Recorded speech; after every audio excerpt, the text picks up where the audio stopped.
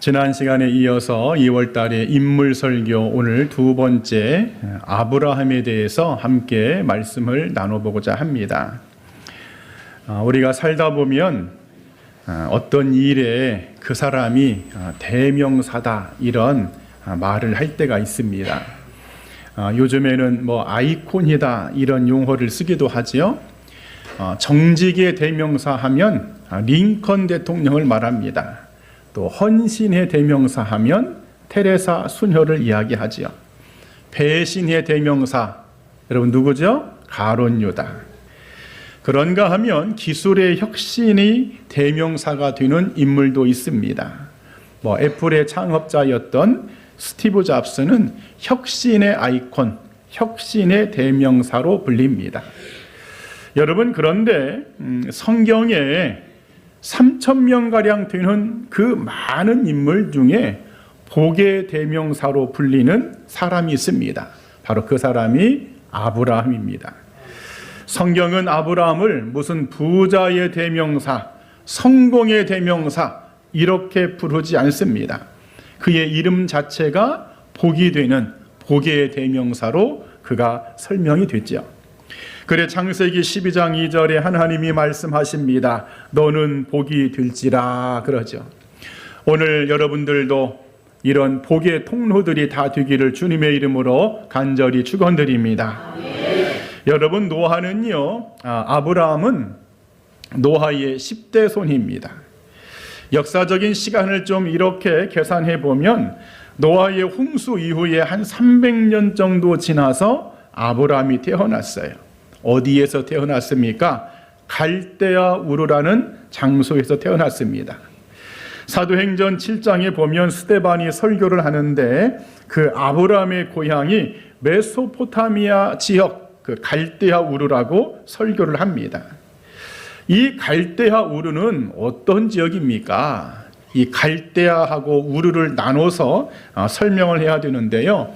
갈대아는 지명의 이름이면서 고대 메소포타미아 남부에 살고 있는 셈 족속의 후손으로 이렇게 추정을 합니다. 그리고 우르는 그 갈대아 지역이 그냥 하나로 이렇게 뭉치로 있는 것이 아니라 도시 국가로 형성이 되어 있는데 우르라는 도시가 여러분 있는 것이죠. 당시 우르는 역사적으로 보면은요 문명과 우상 숭배가 강했던 그런 도시로 기록하고 있습니다. 학자들은 이 우르를 수메르라는 지역으로도 추정을 하고 있습니다.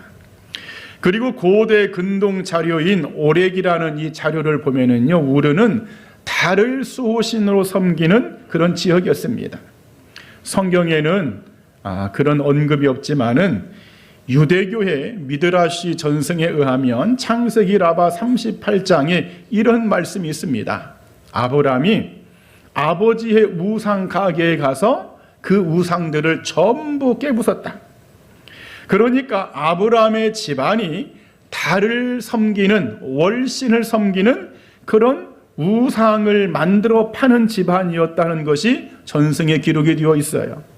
자, 그런데 하나님께서 아브라함을 불렀습니다. 아브라함을 콜링했습니다. 그러자 아브라함이 아버지의 가게에 가서 그 우상들을 깨부수고 아버지와 함께 갈대아 우르를 떠나서 그렇게 되었다는 것이죠. 이것이 창세기 11장 31절에 보니까 아브라함의 아버지의 이름이 데라인데 데라가 그의 아들 아브라함과 그의 아들의 아들 롯과 그의 며느리 사레를 데리고 갈대아인의 우르를 떠나 가나안 땅으로 가고자 하더니 그들이 하란에 이르러 거기에 정착하였더라. 자, 이렇게 아브라함은요 하나님의 섭리 가운데 믿음의 사람이 되고 앞서 말씀을 드린 대로 복의 대명사가 되었습니다. 자, 아브라함은 어떻게 해서 복의 대명사가 되었을까?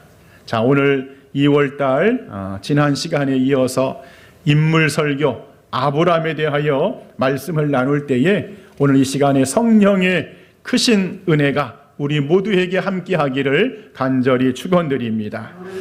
자, 첫 번째 아브라함은 어떤 사람이었을까? 아브라함은요 믿음을 증명할 필요가 없어진 사람입니다. 한번 따라합시다. 믿음을 증명할 필요가 없어진 사람. 본문 16절에 내 아들 내 독자를 아끼지 아니하였은즉 그럽니다. 우리가 사용하는 그 유명 브랜드 중에 하나가 루이비통이라는 여러분 브랜드 아시죠? 이 루이비통은 원래 사람 이름입니다. 1821년 이 루이비통이 프랑스의 어느 가난한 가정에서 태어났어요. 일찍 어머니를 여의고 13세 정도 될 때에 고향 땅을 떠나서 파리로 올라갑니다. 그 파리로 가서 여행용 가방, 여행용 짐 트렁크를 정리하는 잡부의 일을 처음에 시작했습니다. 그런 다음에 그런 여행용 가방을 만드는 견습생이 되고 나중에는 시간이 되어서 가방 전문 기술자, 전문 그런 가방 가공자가 되었어요. 당시 프랑스나 유럽은요, 산업혁명이 막 확산되던 때여서 철도 여행이 그렇게 많았습니다. 유럽의 상류층들이 여름이 되면 더우니까 시원한 나라로 가고 겨울이 되면 추우니까 또 따뜻한 나라로 가면서 그렇게 여행 가방 짐 싸는 것이 중요했던 때입니다. 자, 우리도 여러분 여행 가려면 캐리어 중요하지요? 튼튼한 캐리어 가방을 가지고 가야 됩니다. 그러던 중에 이 프랑스의 나폴레옹 3세의 그 황후인 외젠이라는 황후가 그 당시에 여자로서 패션의 선도의 주자였습니다. 이 황후도 이제 여행을 자주 가는데 여행 갈 때마다 가방이 늘 문제가 생깁니다. 그래서 어떻게 하면 이 여행 가방을 잘 싸고 어떻게 하면 잘 만들어서 이 여행을 좀 잘 다녀올 수 있을까 해서 발탁했던 인물이 루이비통입니다. 그래 이 사람이 그때부터 그 프랑스 상류층의 그 유럽의 상류층의 이름이 바닥합니다. 루이비통이 만든 여행 그 캐리어 한번 들어봐. 안 부서져, 안 부서져. 사실상 그랬습니다. 다른 사람들이 만든 가방들은 그냥 여행 한번 갔다 오면 여기가 부서지고 저기가 부서지는데 이 사람이 만든 가방은 멀쩡합니다. 나중에 자신의 이름으로 브랜드 매장을 차렸는데 그것이 브랜드가 되어서 지금 전 세계 지금까지도 루이비통 하면은 우리가 보증이 되는 증명이 필요 없는 가방으로 우리가 그렇게 알고 있지요. 여러분 오늘 하나님은 아브라함에 대해서 바로 이 이야기를 하고 있는 것이죠. 아브라함의 믿음에 대해서만큼은 증명할 필요가 없다. 아브라함의 믿음만큼은 설명할 필요가 없다. 왜냐? 우리가 알다시피 아브라함은요 독자 아들 이삭을 제물로 바치라는 하나님의 요구에 그가 아무런 토를 달지 않고 그대로 그 믿음을 보였다는 사실이죠. 우리가 인간적으로 생각해 보면 아유 어떻게 하나님이 그냥 자식을 바치라고 그러냐? 어떤 신이 살아있는 자식을 죽여서 제물로 바치라고 그러냐? 그런 신이 정상적인 신이냐? 아브라함 당시에는 실제적으로 인신제사가 여러분 있었어요. 이런 인신제사들이 바치는 우상의 신들이 있었습니다. 그러나 하나님은 진짜 아들을 죽여서 바치게 하려고 한 것이 아니라 창세기 22장 1절에 보면은 아브라함을 시험하기 위해서 이 아브라함이 진짜로 나를 사랑하는지를 믿는지를 시험하기 위해서 그렇게 하셨지요. 주변에서 이렇게 손자 손녀를 보시는 어르신들 또 선배 목사님들을 보면은요 그렇게 손자 손녀가 예쁘답니다. 결혼했을 때 자기 자식들 낳았을 때는 먹고 살기 힘들고 시간도 없고 바쁘고 그래서 그 자기 자식들은 별로 안 예뻐했는데 이제 나이가 들어서 그 손자 손녀는 얼마나 예쁜지 귀엽고 사랑스럽고 모든 걸 다 해주고 싶답니다. 어떻게 여러분들도 그러신가요? 네. 여러분 아브라함이 100세에 아들 이삭을 낳았습니다. 그것도 우여곡절 속에 나왔습니다. 그러니 얼마나 이 독자 아들이 예쁘고 사랑스럽고 아름답고 눈에 넣어도 안 아픈 아들. 그런데 하나님이 아브라함을 테스트하십니다. 아브라함아,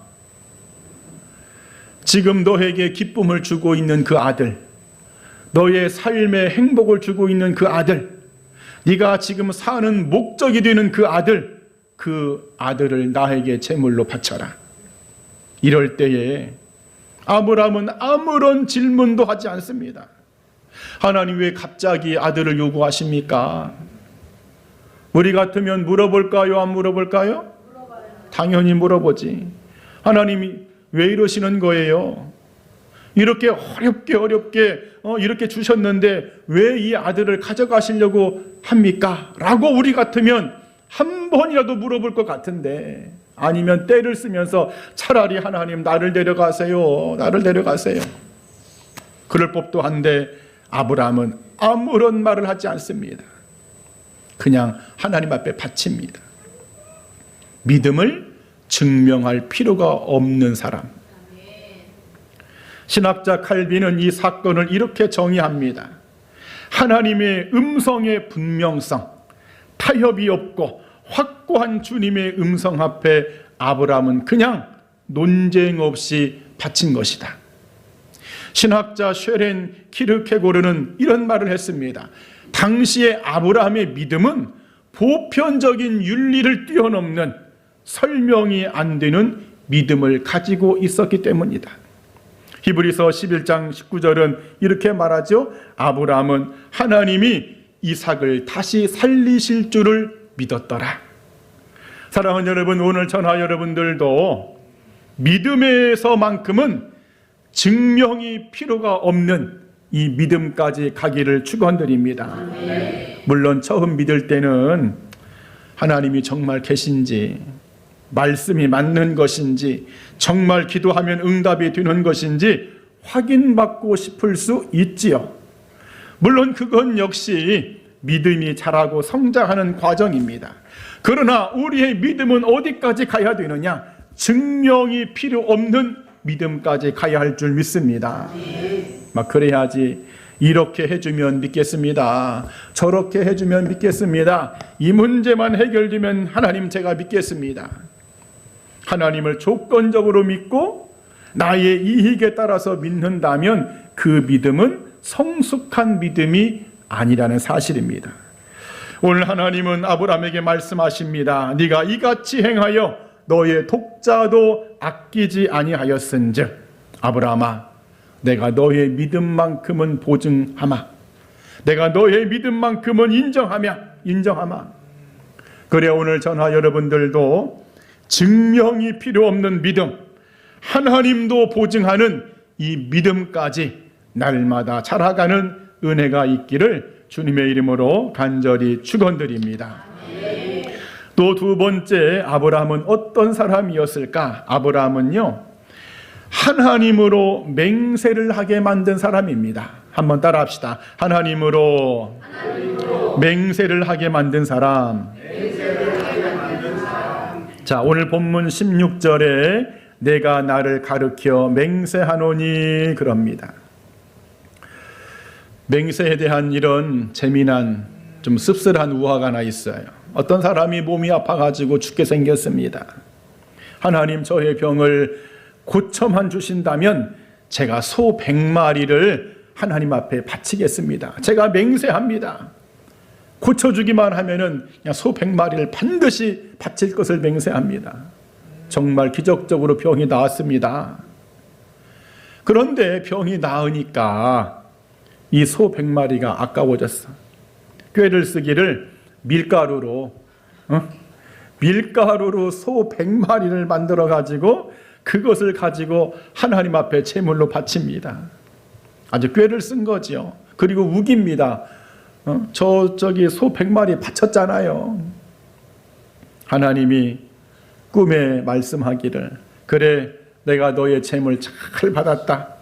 저기 해변에 가면은 황금이 있으니까 너 그 황금 가서 가져라. 너무 신나서 막 해변으로 달려갔는데 웬걸 해적대가 거기서 해적대 여러분 붙잡혀서 노예로 팔려갔답니다.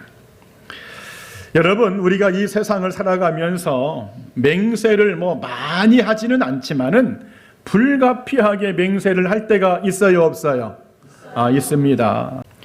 우리가 맹세를 많이 하지는 않지만 할 때가 여러분 있어요. 자신의 진정성을 강조하기 위해서 말로라도 한번 다짐을 보여주고 싶어서 우리가 맹세를 하지요. 하지만 이 맹세가 잘 지켜지지 않는 것이 우리의 인생입니다. 자, 그런데 오늘의 맹세는요, 사람의 맹세가 아니라 하나님의 맹세입니다. 하나님이 인간인 아브라함에게 맹세합니다. 아브라함아, 내가 너에게 맹세한다. 이 맹세의 히브리 언어는 샤바라고 하는데 숫자 7, 7이라는 단어의 어원과 동일합니다. 다시 말해서 7번 마음을 묶는 마음으로, 7은 완전 숫자인 것처럼 하나님의 완전함으로 내가 너에게 선언한다, 맹세한다, 그런 뜻입니다. 성경에 하나님께서 맹세한 사건, 가장 큰 두 사건이 있습니다. 노아의 홍수 이후에 내가 다시는 물로 세상을 심판하지 않을 것을 맹세한다. 예사야 54장 9절에 나와 있습니다. 다윗에게 맹세합니다. 세상의 왕조는 무너질지라도 너의 왕조는 결단코 무너지지 않을 것을 내가 맹세한다. 시편 132편 11절에 나와 있죠. 자, 그런데 그 하나님이 아브라함에게 맹세를 했다는 거예요. 아니, 왜 하나님은 한낱 인간에게 맹세를 했을까? 하나님이 뭐가 아쉬워서 발목 잡힐 이런 맹세를 아브라함에게 했을까? 결정적인 두 가지 여러분 이유가 있습니다. 가장 큰 이유는 아브라함의 순종입니다. 독자 아들 이삭을 하나님에게 바쳤던 그 순종에 대한 보답이 하나님의 맹세로 나온 겁니다. 그래 오늘 본문 16절 중반절에 네가 이같이 행하여 그러죠. 네가 나를 위해서 자식까지 바쳤구나. 그 순종에 대한 하나님의 감동, 그게 바로 맹세로 이어진 것이죠. 오늘 여러분들도 주님 앞에 아름다운 순종을 많이 하기를 축복합니다. 주님이 원하시면, 하나님의 뜻이라면, 주님이 하라 하시면 이유 불문, 핑계 불문, 변명 불문, 환경과 상황 초월해서 주님, 제가 따르겠습니다. 제가 순종하겠습니다. 이 아브라함의 순종이 하나님으로부터 맹세까지 이르게 했다는 사실입니다. 그래 우리도 오늘 이 아브라함의 순종을 배워서 하나님으로부터 확증받는, 하나님도 맹세케 하시는 그러한 믿음으로 살아가야 할 줄 믿습니다. 그리고 결정적인 또 하나가요, 약속에 대해서 불안해하고 있는 아브라함에게 확증을 보여주기 위해서 하나님이 친히 맹세를 했습니다. 이런 이야기입니다. 창세기 12장에 보면 하나님이 아브라함을 갈대아 우르에서 불렀죠. 불러서 했던 말이 바닷가의 모래알처럼 하늘의 별처럼 막 자손을 많이 주겠다고 그렇게 약속을 했습니다. 그런데 어찌 된 일인지 시간이 되어도 자식이 생기지를 않습니다. 나이는 점점 먹어갑니다. 아브라함이 약속은 받았지만 불안해요, 안 불안해요? 너무 불안합니다. 그래서 인간적인 방법으로 와이프의 몸종인 하갈과 동침해가지고 원치 않는 아들도 낳았어. 그렇게 하나님의 약속은 받았지만은 불안해했던 그 아브라함에게 하나님께서 일종의 새끼손가락을 걸고 맹세한 거야. 아브라함아, 두려워하지 마, 염려하지 마. 마치 어떤 아빠와 아들이 있는데 아들이 아빠한테 이렇게 말합니다. 아빠, 나 이번 내 생일날 이런 장난감을 꼭 좀 사줘. 그래, 알았어. 근데 이 아들이 방에 가서 생각해 보니까는 진짜 사줄까 우리 아빠가? 의심이 들고 안 사주면 어떻게 하지?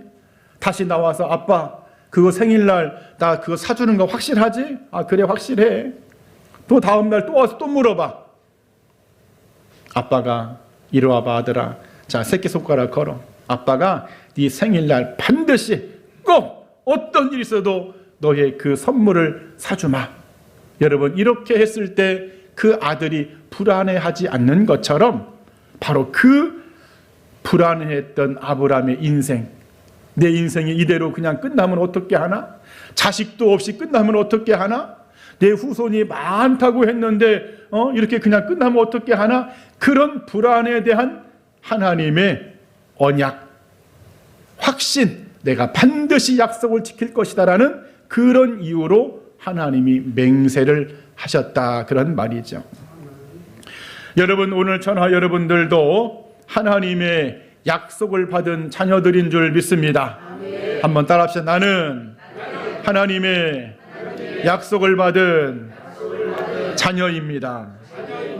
그렇다면 하나님은 여전히 아브라함과 새끼손가락을 걸고 맹세, 확증을 해 주었던 것처럼 우리의 인생도 하나님께서 확증해 주시기를 원하시는 줄 믿습니다. 아멘. 그래, 우리에게 필요한 믿음, 우리에게 필요한 순종, 이런 아름다운 신앙을 통해서 하나님도 내 인생을 맹세케 하시고 확증해 주시는 이러한 믿음의 삶으로만 살기를 이 아침에 간절히 축원드립니다. 마지막 세 번째입니다. 아브라함은 어떤 사람이었을까? 복의 지경을 온 세상으로 넓힌 사람입니다. 또 한번 따라하겠습니다. 복의 지경을 온 세상으로 넓힌 사람. 자, 오늘 본문 18절에 내 씨로 말미암아 천하 만민이 복을 받으리니 그럽니다. 신학 용어 중에 모노지스틱 일렉션이라는 여러분 용어가 있어요. 우리말로 번역하면 단독 사역적 선택, 이렇게 해석할 수 있습니다. 이 의미가 뭐냐면 하나님이 인간의 조건과 무관하게, 우리 사람의 조건과 무관하게 누군가를 일방적으로 선택해서 당신의 구원 계획을 이루어 가신다, 그런 의미입니다. 제가 어렸을 때만 해도 동네에 엿장수가 자주 오셨어요. 와서 그냥 고장난 물건이라든지 뭐 철근 고물들을 가져가는데 그것을 갖다 주면 뭐 성냥 한 컵 또는 엿을 잘라줍니다. 자, 그런데 엿을 줄 때에 천차만별이야. 막 정 같은 것으로 툭 쳐서 주는데 크기가 일정하지 않지요. 좀 예쁜 애들은 더 많이 주는 것 같고 나는 좀 적게 주는 것 같고. 자, 여러분, 그래서 나온 말이 무슨 말이죠? 엿장수 마음이다, 이런 그 이야기죠. 여러분, 하나님이 아브라함을 선택하는 것은 누구의 마음입니까? 하나님의 마음입니다. 하나님, 왜 그 수많은 사람들 중에 하필이면 아브라함입니까? 노아의 후손이 아브라함이 아니어도 많을 텐데 왜 굳이 아브라함입니까? 피조물인 우리 사람이 관여할 수 없는 하나님의 모노지스틱 일렉션, 하나님의 고유 권한입니다. 자, 중요한 것은 하나님이 왜 선택했냐는 것이죠. 오늘 본문에 보니까 너희의 씨로 말미암아 천하 만민이 복을 받게끔 하기 위해서. 그래, 우리가 알다시피 아브라함이 이삭을 낳고 이삭이 야곱을 낳고 야곱의 12아들들이 이스라엘의 12지파가 되고 그 지파가 나중에 다윗의 왕조가 되고 그 다윗의 가문에서 온 인류의 구원자 예수님이 아브라함의 후손으로 이 땅에 오셔서 그 예수님으로 말미암아 천하 만민이 복을 받으리니, 어떤 복입니까? 구원의 복을 받습니다. 영생의 복을 받습니다. 그 출발점이 어디냐? 바로 아브라함부터 시작해서 여기까지 온 것이죠. 여러분, 그래 하나님이요, 처음에 아브라함을 콜링했을 때에 아브라함의 이름을 개명시켜 준 것도 다 여기에 해당되는 겁니다. 원래 이름이 아브람이었습니다. 처음 이름도 여러분 나쁘지 않아. 처음에 이름의 뜻이 가정과 가문 안에서 존귀한 사람이다. 아브람, 가정과 가문 안에서 존귀한 인물이다. 여러분, 얼마나 좋은 이름이야. 아름다운 이름이야. 그런데 하나님이 아브라함, 이제는 가정과 가문이 아니라 열방과 세계 모든 민족 가운데 너는 존귀한 이름이 될 것이라. 그렇게 이름을 바꿔주는 거예요. 그래 창세기 17장 5절에 나와 있죠. 내 이름을 아브라함이라 하지 아니하고 아브라함이라 하리니 이는 내가 너를 여러 민족의 아버지가 되게 함이니라. 하나님이 콜링한 목적이 그냥 나만 잘 살고 나만 복받고 그것이 아니라 너를 통해서 열방이, 너를 통해서 세계 민족이 복을 받게끔 하기 위해서 하나님이 아브라함을 선택했다는 사실입니다. 자, 중요한 것은 오늘 전하 여러분들입니다. 오늘 전하 여러분들도 하나님께서 아브라함을 일방적으로 선택했듯이 우리도 여러분 그렇게 일방적인 하나님의 역사로 선택받은 줄 믿습니다. 오늘 여기 계신 분 중에 아닙니다 목사님, 저는 저 스스로 교회 나왔어요. 여러분들 중에 하나님 나 좀 선택해달라고 그렇게 해서 여기 지금 앉아있는 분 한 명도 없습니다.